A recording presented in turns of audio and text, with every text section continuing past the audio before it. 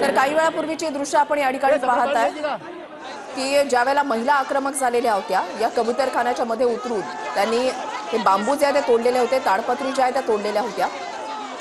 आणि या काही वेळापूर्वी मनसेचे नेते बाळा नांदगावकर यांनी प्रतिक्रिया दिलेली आहे। त्यांनी या संदर्भात काय म्हटलंय पाहूयात। पर्यावरणाचा नाश झाला नाही पाहिजे आणि शिवाय लोकांच्या आरोग्यास सुद्धा हानी झाली नाही पाहिजे। त्याचं कारण असं की कबुतरांमुळे हे लोक जे काही दाणे टाकतात त्याच्यामुळे लोकांना खूप त्रास होतोय। म्हणजे श्वासाचे वगैरे श्वासप्रक्रिया वगैरे त्याच्यात फारच लोकांना अडचणी निर्माण झालेल्या आहेत आणि त्याच्यामुळे तशा प्रकारच्या आता माझ्या लालबाग परळमध्ये पण 2-3 ठिकाणी बंद करण्यात आले आणि तशा प्रकारचा कोर्टाचा निर्णय झालेला आहे।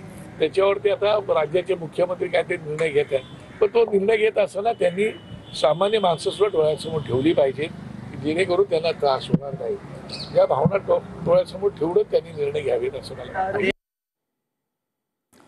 तर जनभावनांचा विचार केला जाईल असं मुख्यमंत्री फडणवीसांनी कालच्या बैठकीमध्ये म्हटलेलं आहे। आणि आज जैन समाजाकडून एका सभेचं आयोजन करण्यात आलेलं होतं आणि त्याच्यामध्ये सर्व धर्मियांनी सुद्धा सहभागी व्हावं असं आवाहन त्यांच्याकडून करण्यात आलेलं होतं।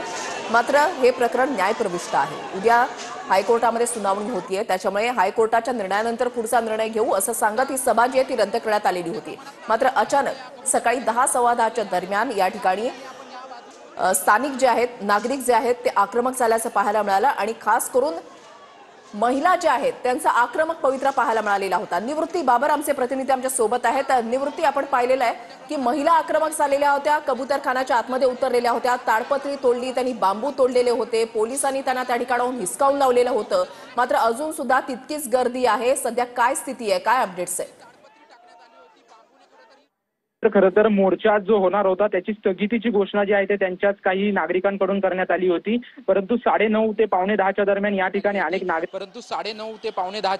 ठिकाणी अनेक नागरिक जे आहेत ते कबूतरखान्याच्या समोर जे जैन मंदिर जे आपल्याला पाहायला मिळतंय त्या मंदिरामध्ये प्रार्थनेसाठी आले होते आणि ते काही नागरिक जे आहेत ते नागरिक कबूतरखान्यामध्ये खाद्य टाकण्यासाठी येत असताना पोलिसांनी त्यांना खरं तर मज्जाव केला आणि ते आक्रमक झालेले नागरिक आणि त्यामध्ये विशेषतः महिला ज्या होत्या त्या महिला थेट कबूतरखान्याच्या दिशेने धावून गेल्या आणि जे कबूतरखान्यावरती मुंबई महानगरपालिकेने ताडपत्री टाकली होती ती ताडपत्री फाडण्याचा प्रयत्न जो आहे तो त्यांच्या वतीने झाला आणि थेट त्या महिला ज्या आहेत ते कबूतरांना खाद्य घेऊन थेट या कबूतरखान्यामध्ये उतरले आणि जी ताडपत्री लावण्यात आली होती ती ताडपत्री तोडली आणि पूर्णपणे जे आहे ते त्यांनी आंदोलनाची त्यावेळेस सुरुवात केली आणि घोषणाबाजी जी आहे त्या घोषणाबाजीला सुरुवात झाल्याचे आपल्याला पाहायला मिळालं।